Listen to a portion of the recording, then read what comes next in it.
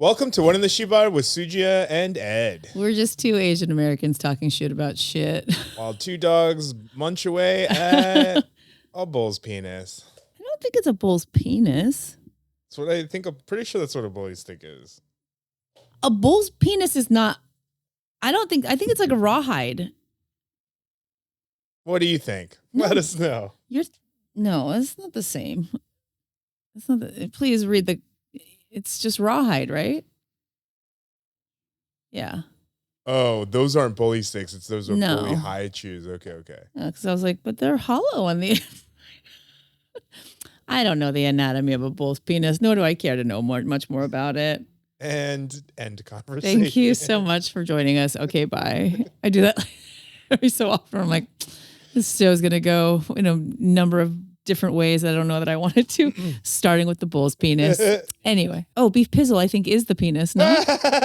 No, but it's mixed. So it's not just like a solid piece of penis. Yeah, but I think they make like a mash of the things. And then, well, your dogs like it. It doesn't smell great. I'll tell you that. It doesn't. How was your week? My week was okay. Oh, yeah? It was pretty busy. Super convincing. Yeah, you have been really busy. Yeah. I mean, outside of even just making content, for those that don't know, our producer Ron got engaged. Yay! Yeah. That was so exciting. Help him with, taking photos, videos, and then doing all the editing thereafter. And then earlier that same day, I had helped film a friend's mural video at the end. Cool. Yeah, what mural? It was for a video, like for a game. Oh, cool. Yeah. She was commissioned by a game. And Like a video game?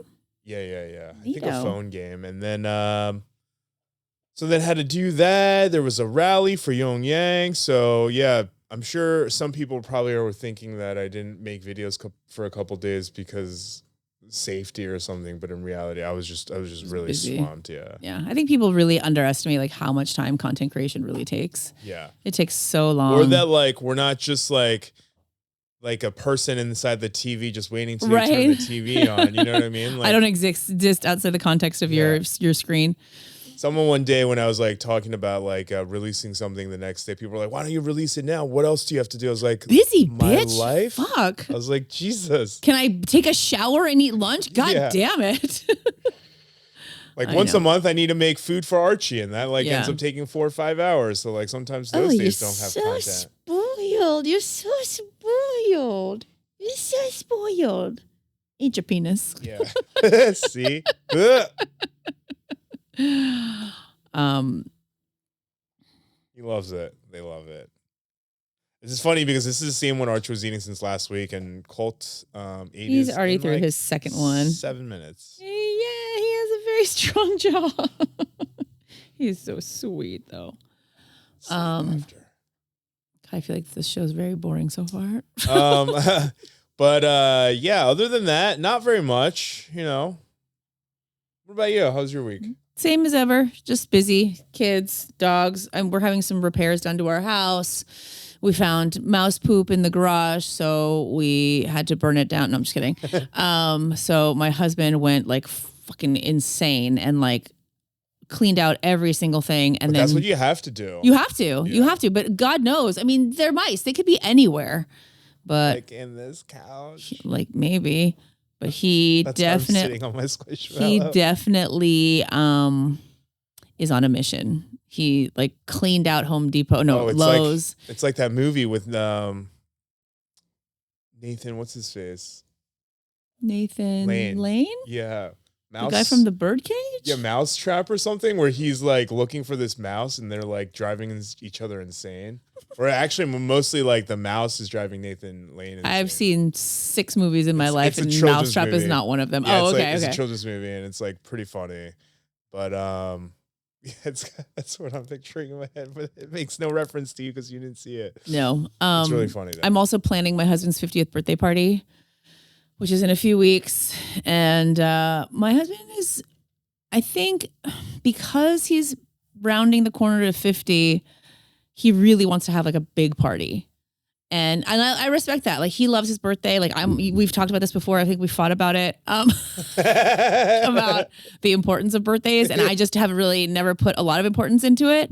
But he's like, we're going to invite, 50, 60 people. I want to have a lot of people. I know, but we're going to get a food truck. He wants to get a DJ. He wants to turn it into like a dance party at some point. And he wants to get a magician. I'm like, what is happening? This is so much. And so because of that, also he's like, but we got to, fix up the backyard and make sure it looks nice. So I'm just like, this is like, quite the investment. Hang some lights. Yeah. That's what I would have done. That's what I thought. I was like, we could have a cake and pin the tail on the donkey and we'll be done. He's like, and also like, I go to sleep at like 9 o'clock. I'm like, I'm not going to be awake till midnight. You're crazy. That's crazy. I mean, you're just going to have to wake up a little late the next day, I guess. No, I have shit to do. But, I'm excited that he's excited and I want him to have a wonderful birthday. But the investment has been quite hefty so far. Yeah, I mean, he is going to be half centurion. Half centaur. Okay. Horseman? But half. So I guess a quarter horseman. I never remember minotaurs and centaurs. Oh, right. Now I feel like we've talked about this before too. Yeah. Did we? I've talked about it with somebody, and I talk with you the most of anybody, so there's a good probability. No, I don't think it was. We talked about narwhals. The fictitious animal that is not fictitious. Yeah, the most real mythical creature in the world. But yeah, so that's really exciting, and but it's definitely quite the undertaking, and we only have a few weeks to do it, so it's all right, fine. That is also, if you hear a sound, that's they're what sanding that is. the deck right now. It sounds like a lot. I would have been like, we're just gonna buy some Christmas lights. Well, I just was just like, can't we just like go to a restaurant? He's like, no. So we're thinking of having the Kogi truck come. Which for those of you who don't know, it's Roy Choi's Korean taco truck, which technically sparked the whole food truck. He really did. He really pioneered it. I mean, obviously there have been food trucks. I will say this. There have been food trucks forever. Yeah, decades. So let me just preface that. Yeah. But he really kind of, I don't know, I would say pioneered the designer food truck. Yeah. And really took it mainstream. Yeah. And like kind of helped take away the taboo of it. Yeah, the stigma. I mean, obviously, like I hate this term, but when I was young, they would call it the roach coach. Because whatever. But he really destigmatized it so much, and people now it's just such a common thing to eat at a food truck. Whereas before it was never like that. Yeah, like you can have like really decent, high quality food. Yeah. So we're excited, and he's a local Korean chef. I mean, he's so famous. But I'm excited. I mean, I wouldn't hate it if Roy Choi showed up at the party. I was like, this is my celebrity friend, obviously. Why you doubt it? I don't know. You don't know. I don't know. Now I'm gonna make it happen because I don't like being doubted. No, I just he's so cool. Whatever. That'd be very cool. He's like pretty high up on my list of people that I wish I was friends with. Well, now to spite you, I'm gonna be friends with him. I'm gonna be there, so I'm gonna be like, move, my friend, that's my friend, bitch. Yeah, so I'm excited, and I'm also really excited for the food. Unlimited tacos. She might be paying you, but this was my idea. That is a lie. But yeah. Yeah, that's fun. Yeah. So planning parties, I always say planning an event should always be fun. Like it should never feel like it, but it's. Oh my God, it's always so stressful. much work. It's so much lot of work. stress. And just like the number of people, like having that many people at my house feels like really overwhelming. But we'll see. Got to get all the rentals and shit. But my that wasn't just like a goal number. You guys really going to have like 50 to 60 people? Yeah, we have confirmed already like 40 something people, and we have a lot of people that haven't responded yet. Oh, geez. And then we just keep adding people to the list because we love people. That's a lot of people. I know. My husband, I call him the mayor. Because we cannot go anywhere without him being like, "Oh, hey, buddy, what's up? Nice to see you again." Or like he is the mayor. He knows everybody. He knows everybody, and everybody knows him, and everybody loves him. And so, we'll just be like, "Oh, hey, yeah, what's up?" And he'll be like, "Oh, you should come to my party." I'm like, Yeah. Don't invite this person. And he goes into the archives of people and like, you haven't talked to that person in 2 years. If you haven't talked to that person inside of 1 calendar year, you are not inviting them to the party. That's bullshit. Yeah, I just want to like. That is. Thank you, Colt. Yeah, Chris. Lovely. I just want to have enough people to like talk to and have fun, but I don't want to spend. Wait, your birthday's like day after tomorrow. Yeah. Oh my God. What are we doing? Probably nothing. Why? I don't know. Ronald, I don't even know what to do. I feel bad. Ooh, I love that idea. It's your favorite food. You should have it on your birthday. I don't love making a big deal about my birthday, but I do feel weird if I at least don't have cake. Like one time, Ron didn't get me cake and I freaked out. I was like, I need at least cake. Oh. And then my dad's birthday is on Friday. But yeah, I don't know. Yeah, I don't like making a big deal about my birthday. I used to have a annual 21st birthday for 10 years. Hey. He's trying to get the bully stick. I think it fell on the couch. Oh, There's definitely a mouse in there. Did you see how he just... What? Ooh. He's such a baby. He's such a baby. That was really funny. He was like, yeah. Colt just army crawled underneath something, but really kept going funny. after he was past it. He cleared it. It was really cute. You're a good boy, Archie. And I'm sorry, I mean Colt.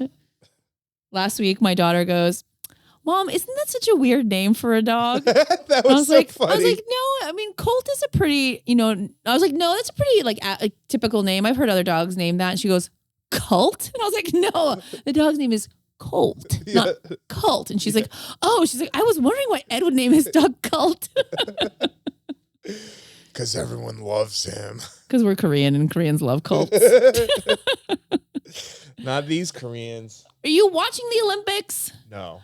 God. Did you hear about the South Korean archery team? Oh, no. Okay, first of all, they've won like every gold since like I think like 1980. Oh, and then they didn't, right? No, they did. Oh. They won gold again. They've consistently won every Olympics. Really? Since 84? I think like without skipping a beat? Some crazy statistic like that. Or maybe yeah, I think they said like next Olympics, if they win again, it'll be 40 years that they've won it every time. That is amazing. That is amazing. So I'm going to tell so this is to everybody that's like, oh, can you see? Your eyes are so small. Yeah, we can see. We can see so fucking well. We can see a fucking dot from fucking 150 yards and nail it. That's how well we can see, motherfuckers. Even with all the hunters and stuff in America, archery. Korea. I don't know why. I'm like, I don't know what the phenomenon is. Don't also, dare drop it down. There's this like 27-year-old fencer. Oh yeah, the Asian American one, right? He's Korean. Oh, he won too. For America though, right? No. Oh, for Korea. I read some article where. Wait, now you're making me doubt myself. No, I think the Korean one I saw was about the women's fencing. Maybe. Where someone, and I think it looked like she was Asian American, but she won fencing for the first time for America or something. Amazing. And then Ilona Mar, do you know who that is? She's on the women's rugby team. She's huge on TikTok. You have to, I'll send you a video. Okay, so she's been on TikTok, I think, since the Tokyo Olympics, and she plays rugby. And she's like 5'11". She's got a really like muscular like build. She plays fucking rugby. Yeah. She is mowing through people. And when I say that, I don't say that lightly. She just like straight arms people, boom. Like this Japanese woman was just like, just knocked to the ground. And she's fast. Is she on the American team? Yeah. I'll send you videos. You've probably seen her. She's gorgeous. She's like 5'11". She weighs like 200 pounds. And she gets a lot of shit online because of her body. And people are like, oh, she's like a man, or like, oh, she's got like 30% body fat. So she has to combat that. And watching her do it, she's kind of like the sports version of like Drew Offwallow, in that like she's like, hey, I know you don't understand how the human body works. Like she would like if she was running at me full speed, I'd be like, every bone in my body is about to be broken. I am about to be literally just a bag of like broken bones. Play dead. Play dead. Yeah, right. But she's so amazing in like the way that like, I'm almost 50 years old, but the way I feel about my body when she talks, I'm like, yeah, my body is strong. I don't have to be the stick skinny, whatever. Like, I'm like, yes, body positivity. Like, but she's. So you stand up and you're like, ooh, my knee. I'm like, ooh, crackles. Well, not that part. But she's incredible. And like watching her in the Olympics, I mean, I don't know. We've talked about this before. You don't care as much about the Olympics, but I love them. And I'm so fired up. I can't believe the one thing I haven't seen yet that I've been meaning to look up is I can't believe Celine Dion sang. Did we talk about this last time? I think we did. No. Did we talk about it? We didn't talk about, we didn't talk about anything but the Elsa Chow thing. When she sang during the opening ceremonies. Yeah, because I remember watching a video like a couple months ago where she's talking about, and like she was just talking. Her voice sounded so not great. I watched a video of her having like, I guess, a muscular spasm, and like her whole body just like twists, and she cannot like control it, and it looked so painful. I was like bawling, like it's so sad, like it's awful. And I did watch a video last night. It was recorded like months ago, but she was being interviewed. I don't know by who, I forget. But she was like, I will sing again. I was like, ooh, little do you know you're going to sing at the Olympics. Sang, it was so beautiful. On the Eiffel Tower. I know, in French. Yeah, that's the only thing that I heard. Like, she had to sing some French song, which I get it. Well, she speaks French. She's from No, Quebec. I know. But I mean, like, one of her songs, though, can we get like a little medley where it's just like, went from the French song to one of her songs, at least for the end. I guess, but she's an icon. She's amazing. I love her. I love her voice, and I love that she's a fucking fighter, man. She's not my type of music, but she is for sure a legend. Yeah, definitely, absolutely. Colt, you're so distracting. What else happened in the Olympics? Thinking. How long does it go for? It goes for another week, right? Week and a half. I think so. It's a 2-week event. Yeah. Maybe. Oh yeah, Simone Biles. I mean, she's amazing. I don't know if there's any drama. There's some drama. I don't want to talk about that anyway. There's a Netflix documentary about Simone Biles that's been on the top 10 for like a couple weeks. She's incredible. She is remarkable. Yeah.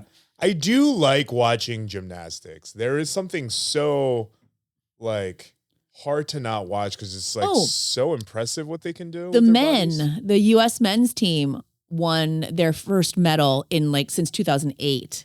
They won a bronze medal in gymnastics. They haven't won since 2008. Oh my gosh. I don't know why. I don't know why. Because I remember growing up, the men's team, like in the 88, I think was like so strong. Maybe 84 also. Who's been dominating it up until this point, or I guess including this point? I don't know. Russia? China, probably Russia. But yeah, they won a bronze medal. I can't remember the guy's name. He's got glasses. He's so cute. He's become America's sweetheart. Are they? Yeah. Until it's his turn. Amazing. Yeah.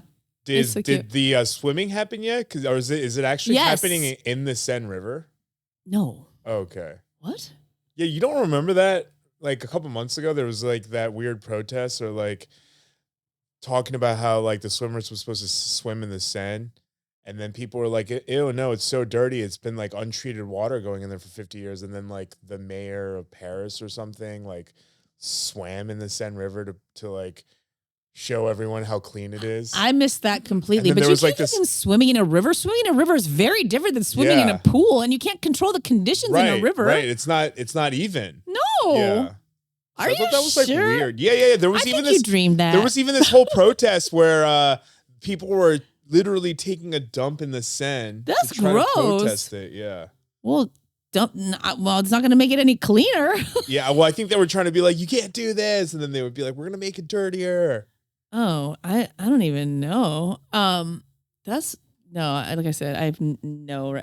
So all of that for nothing, huh? That's crazy. Hi, boy, sweet baby. Archie, your guys' head size is real different. So stop putting your bully stick in the couch. You already ate yours. On the couch. It's hot breath. Such hot. You're so cute. You're so cute. Oh, thank you. Thank you, good boy. Ow. Oh, okay. Come on. Come on. What? What was that? Where did that come from? Why I used it to wipe my spit, his spit off my foot. Oh, and that's he what that wanted was. it. But yeah, I love the fucking Olympics. Did they do the breakdancing yet? The breaking? No, I don't think so. But okay, good. I haven't missed it. Yeah, you haven't missed it. We have to watch that. We should watch it live. We have a bunch of write-ins today. Yay! I love write-ins. Some of the Shibalers need some advice or need to get stuff off their chest. I'm gonna read this. What would you do? One. Can I read that? What would Can you jump ahead? do?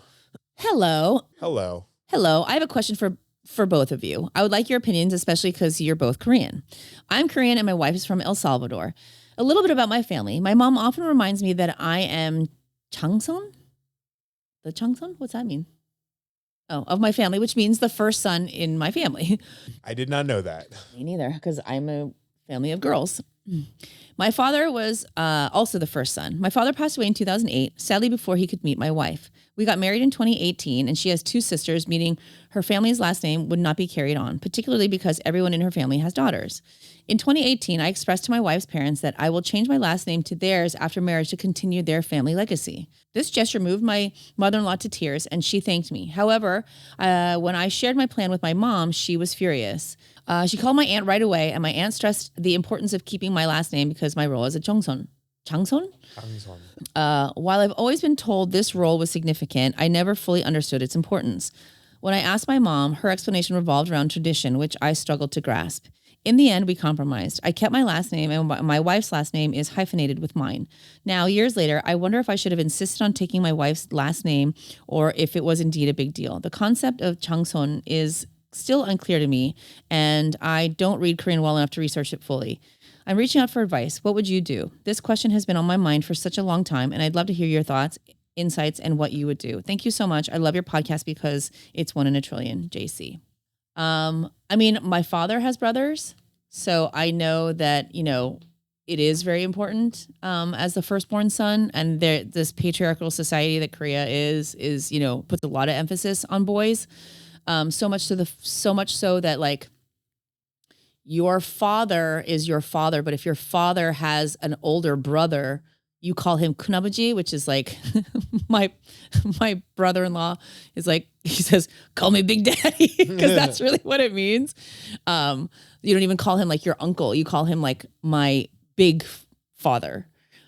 So there is a lot of emphasis on male lineage and, sons. Well, I mean, that translates to the aunt sometimes, to kunoma. Kunoma, yeah. But yeah, that's Big true. mama. So it's really like just honorifics. But again, I know how important it is to be the firstborn son because my father has talked about that with me. I maybe, your mom was maybe upset because you kind of offered it up before even talking to her about it. So I could see why she'd be like, you're going to do Or what? understanding it, Like, maybe. yeah. And maybe if you had gotten a little clarification from her on its significance, or you would have discovered the significance had you had a conversation with her.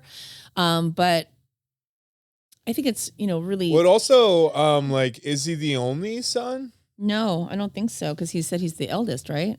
He says he's the first son, but that could also be. First son is not only son, though. Oh. I would say we wouldn't call yourself first if you were the only. That's fair. And I think he would have had put a little bit more thought into it, knowing, because he knows, because he has brothers, that his family name will be carried forward, which is why he offered to his wife's family to carry their name forward because they don't have that option. I mean, I don't think there's anything wrong with a hyphenated name, right? No, I don't think so. Some people also just keep their last name. Yeah, I mean, I kept mine. But then I guess your child would then have the father's last name, so it's not technically. Not if my youngest has anything to say about it.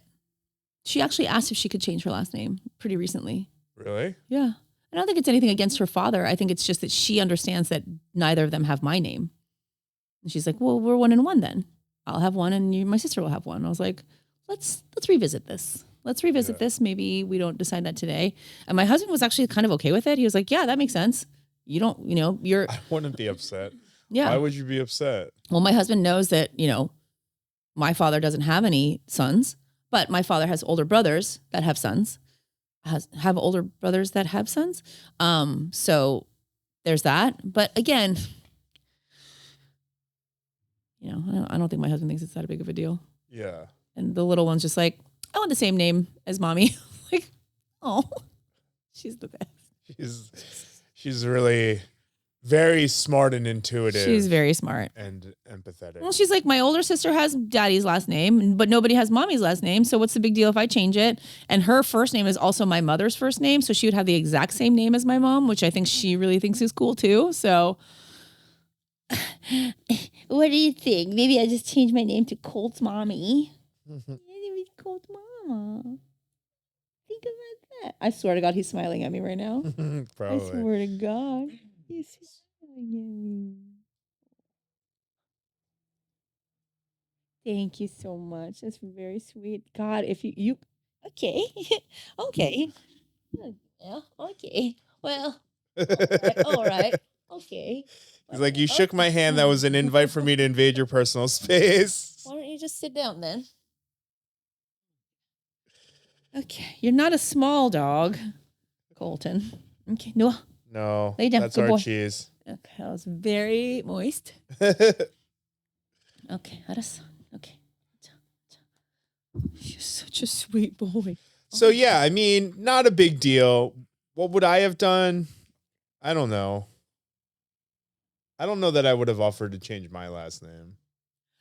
I think, offering to change your last name, oh, that was right in my mouth,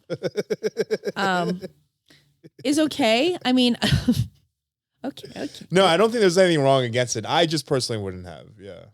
But I understand his motivation. Yeah, for sure. I understand JC's motivation. And I think it's very nice. All right. Well. Very nice. Yeah, look at it. What? Pitbull attacks Susie. That's going to be the name of this episode. Hey, okay. I know. Okay. Okay. What? We're not going to make out. I'm married. Okay? Not interested. Colt's like, you shook my hand. That was an invite. Consent. Oh my God. It's so hot. It's so moist and breath in my face. Warm dog breath. It's endearing but gross. Jesus Christ, look in there. Ow. Or you just bit my elbow trying to get at the bully stick. Okay. Well, I'll just be here for the next hour. Okay. Well, the next write-in, we have, hi there. I'm writing in to get some insight into a situation that happened a few years ago, but still sticks with me. I'm constantly worrying if I did the right thing or not. So here it goes. I, 55 female, am a white woman, but I'm married to a Chinese man who's 64. And we have a daughter, 16. Her name's Kaylee. To me, she is the perfect mix of my husband and I. However, as a baby, looked more Chinese than white, which doesn't matter to me, but resulted in me being asked where I adopted her from an absurd amount of times. Yeah. In the summer of 2021, my daughter and I went to visit my aunt across the country. Let's call them Pauline and George. That sounds like it's not made up. But my aunt and uncle adore Kaylee, and I've always considered Pauline to be like a mother to me because I haven't spoken to my parents in 7 years, and she didn't have children. Kaylee and I would go see Pauline yearly and would have to get some great cooking and laughs. Kaylee loved being there, but would often get uncomfortable when George would make certain racist comments about Japanese people. Ew, George. George's father was a soldier during World War II, which resulted in a hatred for Japanese people. Anyway, on the second day of the trip, we went to a nearby outlet mall to do some shopping, as it was much larger than any of the malls in my town. Pauline insisted on driving Kaylee and I, leaving George at home. We were having a great time until we were standing in line for the bathroom. Pauline was watching a Korean family walk past and said, "What are all these Chinese people doing here?" I noticed my daughter look visibly upset by this, but neither of us responded or engaged with her after. Asian people love outlet malls. Okay, shut up. When we got back to Pauline's house, Kaylee came into my room in tears. She told me how Pauline asking that made her question if she should even be there. I felt horrible and torn because as much as I wanted to go upstairs and yell at my aunt for making my daughter cry, I knew it would get us kicked out or have extreme tension for the rest of the trip. I did my best to comfort Kaylee and told her father about the incident, which made him angry.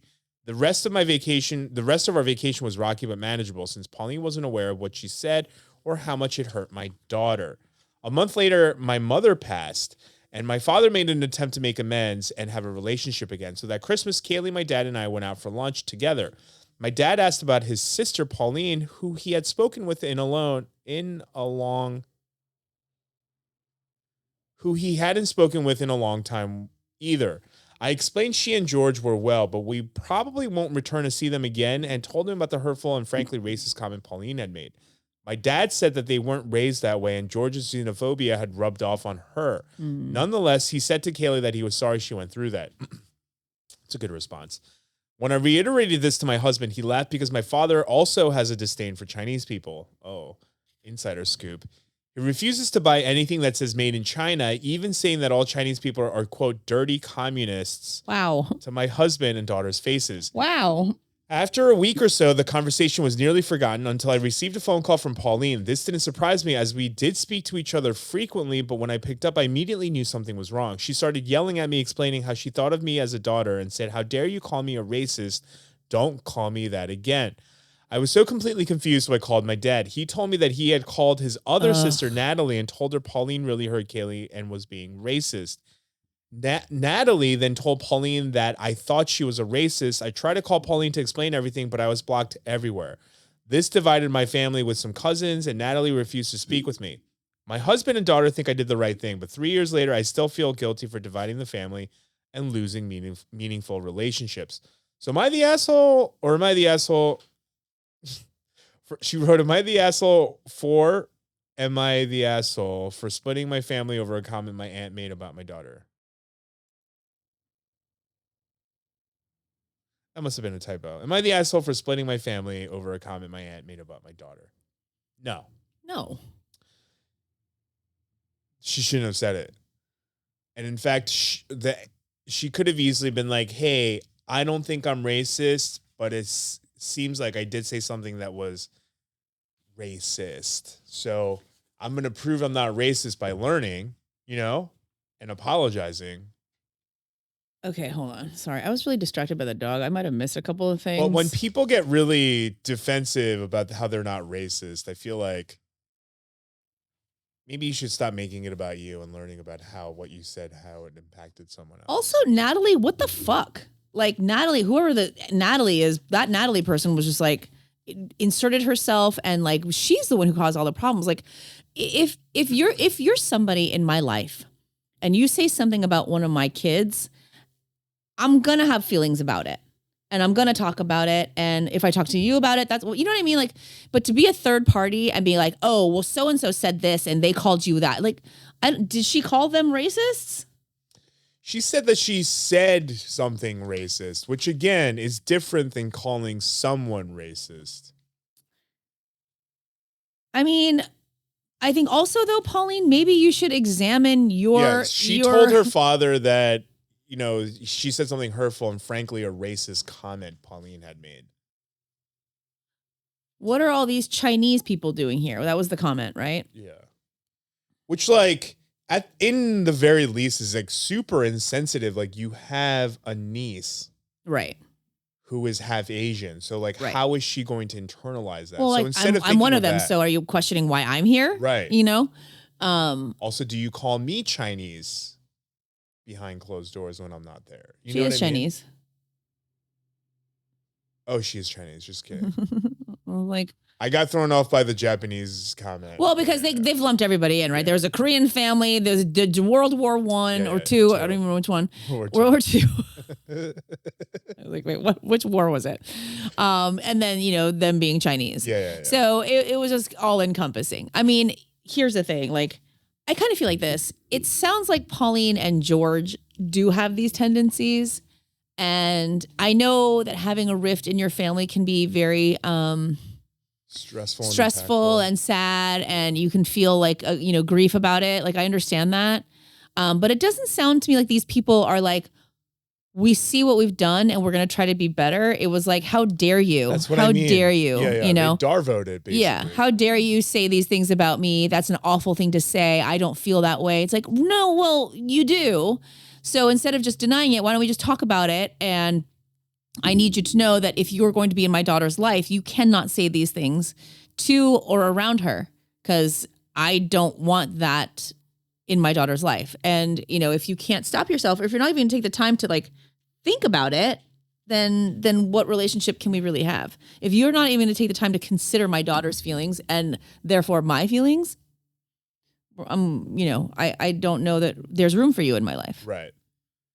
Yeah. I mean, people can say things that are ignorant without them knowing, but if you bring it to their attention and then they just deny it, or then it doesn't really help, the accusation that you're not racist. Right. And also, was there like a rationalization, or was just like, well, we're just not. It's not how we feel. Like, yes, it is. You say shit like that all the time. She basically just was like, I'm really hurt that you call me a racist. And it's like, no. Well, yeah. How about you said something I'm really upset that I've upset you, rather than I'm mad at you for calling me a racist. I feel horribly that you feel this way. I want to talk about it with you, and I want to have a conversation, and I want to make sure that this never happens again, because I love you and I love your daughter, and I want our family to be, as healthy as possible. Right. I also don't feel like because they're like adults. They're old enough, of course, to realize like you didn't think about the impact it had on your niece, who looks like those people. Like, what do you mean? You need that explained to you? So, no, you weren't the asshole. They were. You shouldn't feel guilty because they're putting you on a guilt trip. Right. Why don't you read this next one? Dear Wits Advisors. First off, love your podcast, Susie and Ed. You've opened my eyes to the complexities of my ethnic identity and how all the outside forces influence me. More importantly, recognizing microaggressions as they occur and calling them out. Nice. So thank you.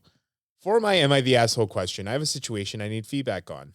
My mom, 71 years old, has chosen to not speak with me and cut me and her grandchildren out of her life entirely because of reasons she won't even tell me. That's weird. This occurred about 3 years ago. There was an incident after my dad, they're divorced, had another stroke and was in a rehab facility. My dad had asked me to inquire if she would be interested in helping to care for him for a short period of time after he came home from rehab.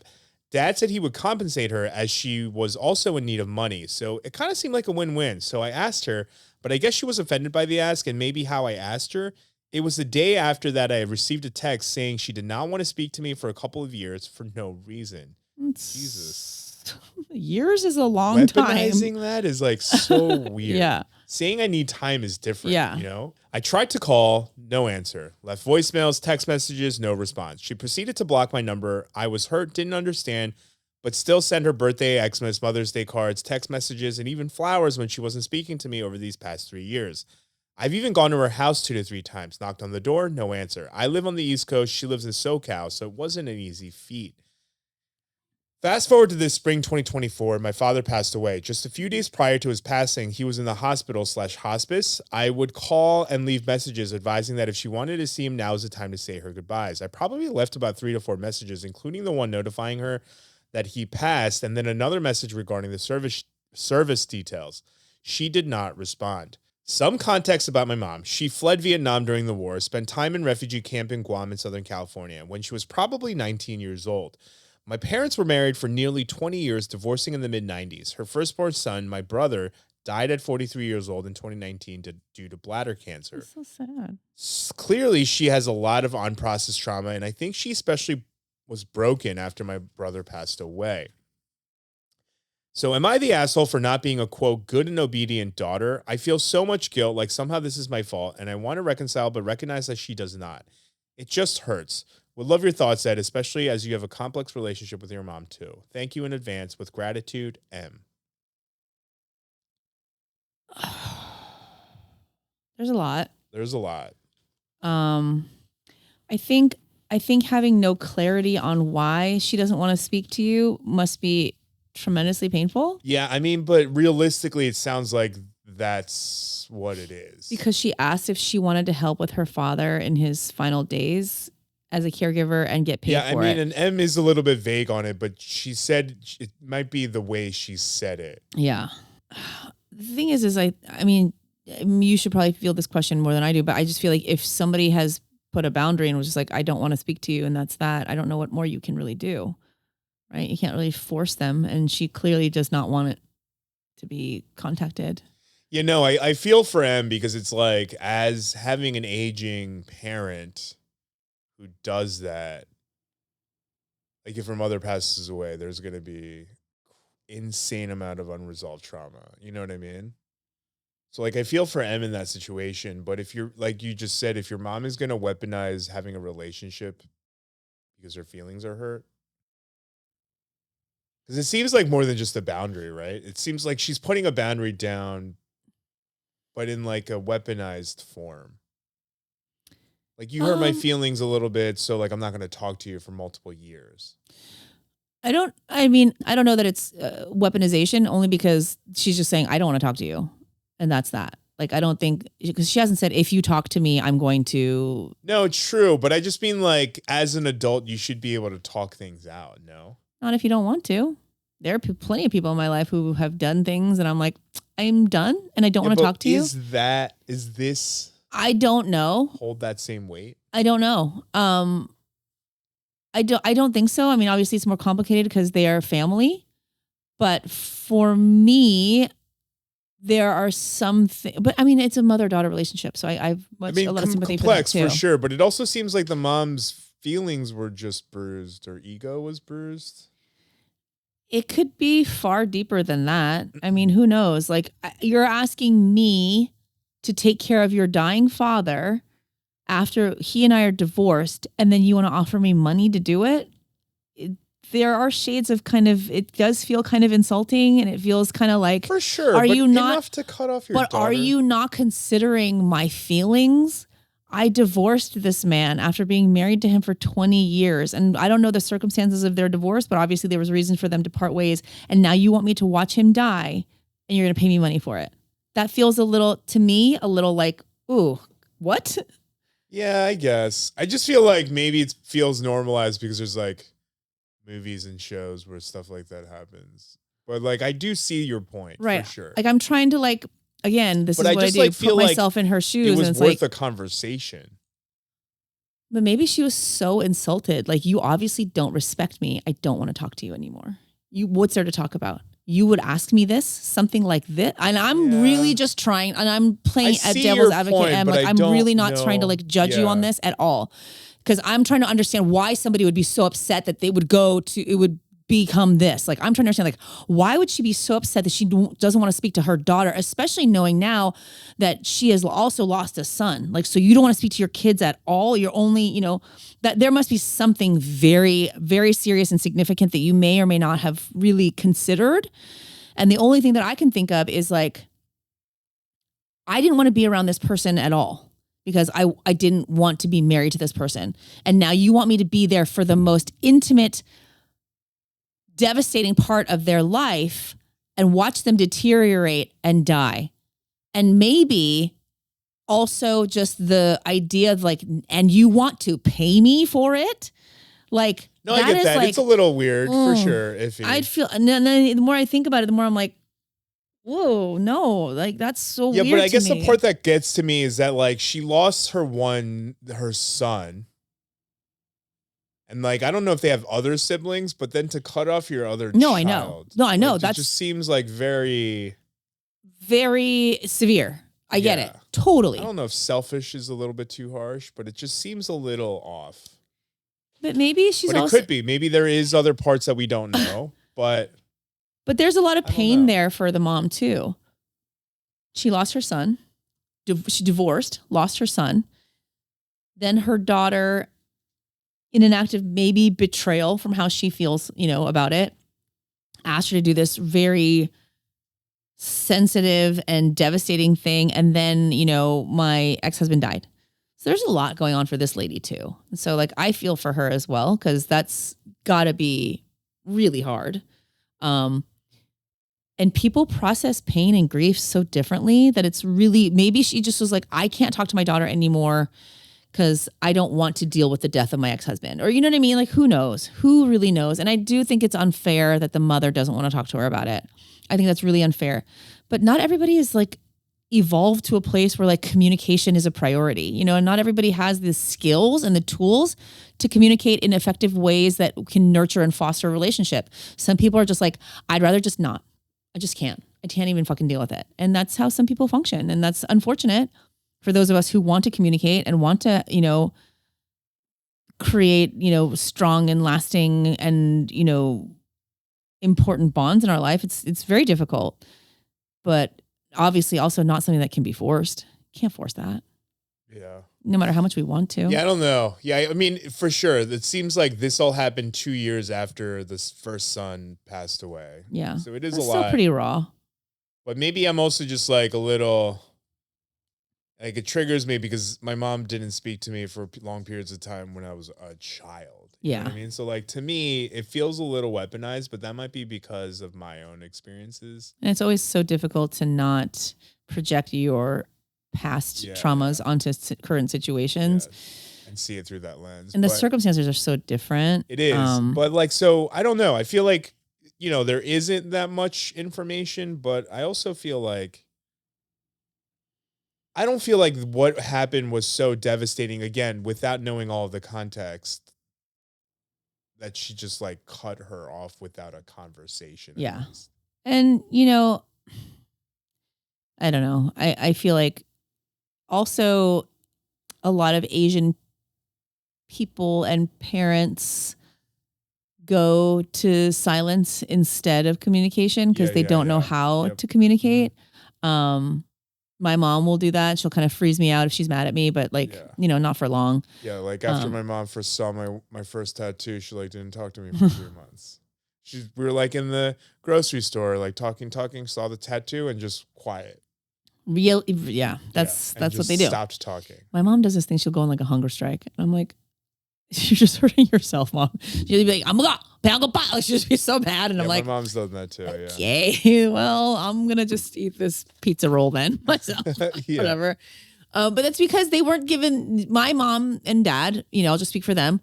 They were not given the skills of communication. They try now. And they're much better about it because I have forced them to. And I'm like, I want to have a relationship with you beyond just like having dinner and then, you know, not talking for, you know, a couple of days. Like I don't want that. But you know, not everybody's open to it. Not everybody's ready to deal with that.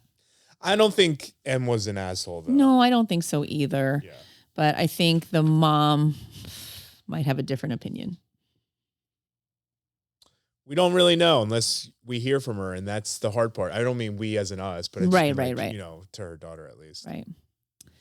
Hi. Hi. Am I the asshole for highlighting the color of a girl's skin in a room full of white people? This is definitely context. It's like color is spelled with a U. This person's from the UK. Oh, definitely. I'm a dance teacher in a town in the UK. I live in a very multicultural area. However, the majority of the students that attend the studio are white. However, everyone is welcome.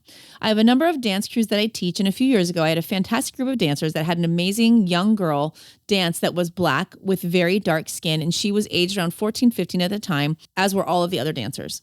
They were dancing in a show, and once they performed, they came off stage and all went to chat together and discuss the performance. I came over and told them how fantastic it was and that I was proud of them all, after which they started asking me questions about what they can do for their next performance and if they could have strong abstract makeup like a black panel of face paint going across their eyes, to which my response was, I'm happy for you guys to go all out and have standout makeup, but I don't think you will see this on stage on insert girl's name's face. To which they all gasped and said that I cannot say something like that. The room was very awkward for a moment. The girl herself was quite a shy, reserved girl and never expressed any opinion on the matter. However, after the gasp, I explained that if they had a bold makeup choice, I would want to be something that stood out equally on everyone, not just the majority of the team.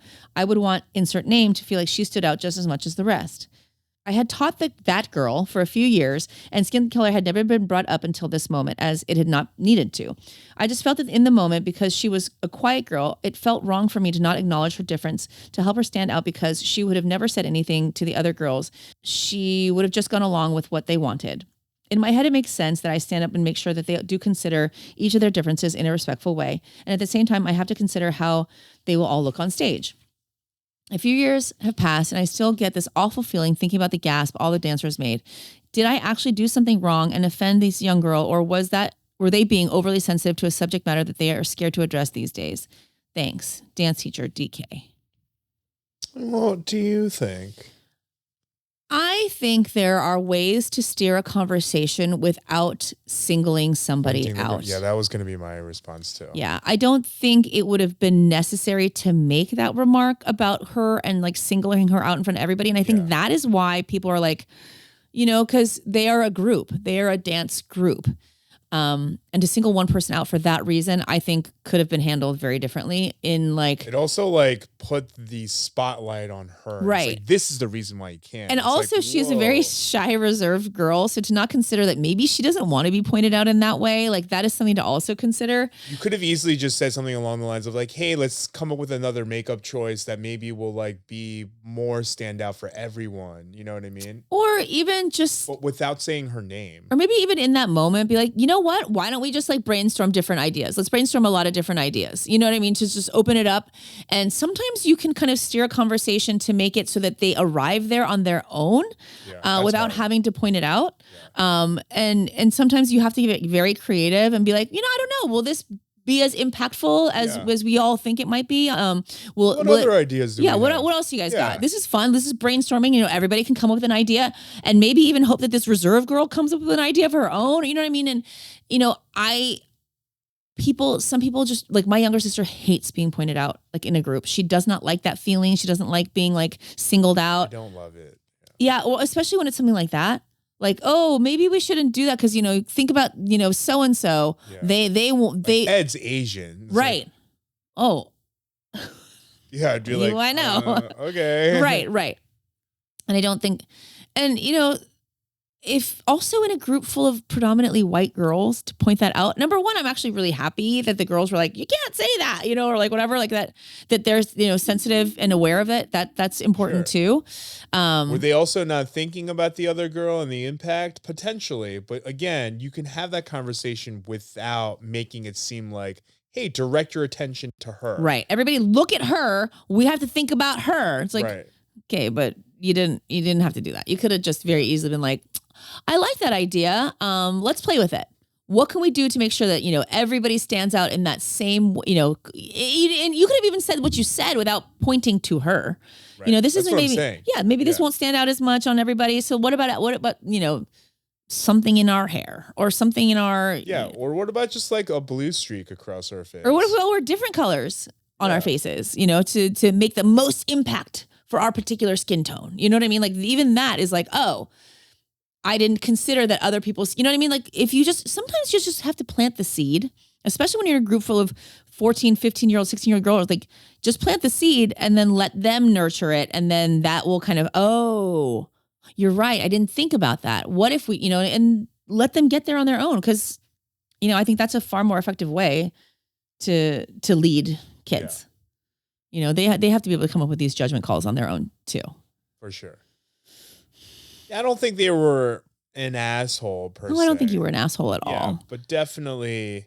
And I think the beauty of it all is that everybody had her best interest at heart. So at the ground level, everybody's like, oh, but let's think about, so-and-so. That's where everybody's head was, which is nice. Especially considering, the circumstances around the dynamic of the group. But again, almost pointing it out can make it feel worse than if you just address it in just generally. I don't know if I don't think scapegoating is the right word, but it kind of takes the attention away from the point and kind of makes it seem because of her, you know what I mean? It kind of has that bit of a feel when you single people. Well, we can't do that because of her. Right. I see what you're saying. Yeah. It kind of has that vibe to it. We could do this if it weren't for her. I'm not saying that's what you meant. No. It doesn't not have that. Yeah, it definitely has shades of that for sure. Especially for her, probably. Like, whoa, why are you making this about me? Right. Like, yeah. Oh, please. So no, I don't think you were an asshole at all. I think, your intentions were good, but it's, it's always presentation sometimes. Presentation counts a lot. Yeah. Especially in situations like that. And yeah, 'cause that's probably how it felt to the other girls that she was like singling her out. Well, she was. Yeah, she was. She did. Yeah. For good intention, but still, yeah. Unnecessary attention that the girl probably didn't want that day. Mm-mm. So, yeah. Well, thank you for writing in, everyone. We love it when you do. I really love the write-ins. Yeah. It feels so much more personal. They do feel personal. And sometimes it's like, sometimes when we talk about the Am I the Assholes, what? But not only, but like, because sometimes when we like read random Am I the Assholes, it's like we give our opinions or even, suggestions, and it's like it's just going into the void. Into the void. Yeah. So it's like that person's never going to hear it, even though we have some very good sound advice and opinions. Or from a perspective, But yeah, it's nice. Not that our opinions are like correct or end. Who the fuck am I? I don't know anything. Yeah. Like I know nothing. Yeah. Don't take advice from me. We should always have like a caveat. Like, don't listen to them. These people are fucking morons. With some lived experiences, but yes. Keep continuing to write in. Please do. Please do. And we'll give you the advice. We just have to say, consider whether or not you want to take it. Right. Just like with anyone, you just want to take their advice, but not have it be everything. Words today is hard. You're tired. I'm tired.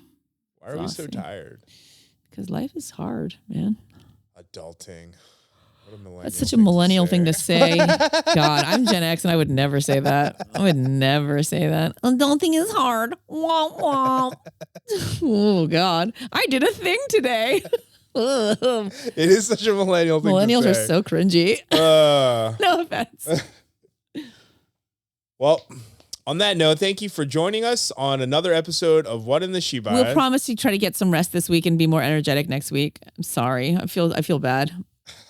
I'm energetically super low. Yeah. I also had, so when Ron was getting, this already, but when Ron was getting engaged, I was like on the phone, on a pretty important phone call, and your story's not boring, I swear. Yeah, I accidentally ran over something that I didn't see on the road with my front left tire. And then 3 days later, my car was all of a sudden like, oh, you don't have air in that tire. And I was like, oh no, I'm coming to find out I dented my rim. Yeah. So then last night I had to drive all the way to Anaheim to buy, a spare rim from someone who was selling it on Facebook Marketplace. You went all the way to Anaheim and didn't even get to go to Disneyland. Yeah.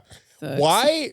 It was so bizarre too, because at 6:30 p.m. it was saying that it was going to take 55 minutes to get there. So I was like, oh, we're going to go later. At 9 p.m. with no traffic, it took 50 minutes to get there. I was like, you only saved me 5 hours? I was like, from rush hour? 5 minutes? Oh, 5 minutes. 5 minutes, yeah, sorry. So why is Anaheim so far, Colt, no, leave it. Hey. Hey. Don't do that. That's my friend. No. Just bite him. Colt, you good boy. Oh, you are. What is that even for? Hey. So jealous. Come here, Colt. Colt. Come here. This is my new best friend. Colt. What was I even saying? But yeah. It's just been a long night and week.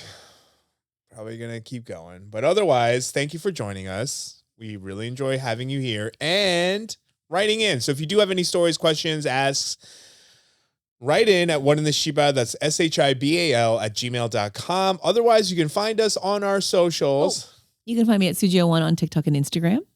I'm at Etch a Sketch with a J. The podcast is at What in the Shibal. Again, that's SHIBAL. These two distractors are Archie and Colt on Instagram. Otherwise, if you are listening to this podcast, know that there is a video version available on YouTube, where we would really appreciate it if you subscribe, and ring the bell. Ding. Ding. And if you would love to help us keep this podcast sustainable, if you would love to, we do have a Patreon that's available where we do have some, Patreon specific content on there once in a while. But it would help us to keep this going. Yes, words. Oh my God. Otherwise, thank you for joining us. Take a fucking nap, man. We will see you on the next one. Okay, bye. I'm so sorry you had to listen to that, everybody. It's my birthday, and I'll be sleepy if I want to. Okay, it's not your birthday. Not yet. Colt. But my week. He's a good boy.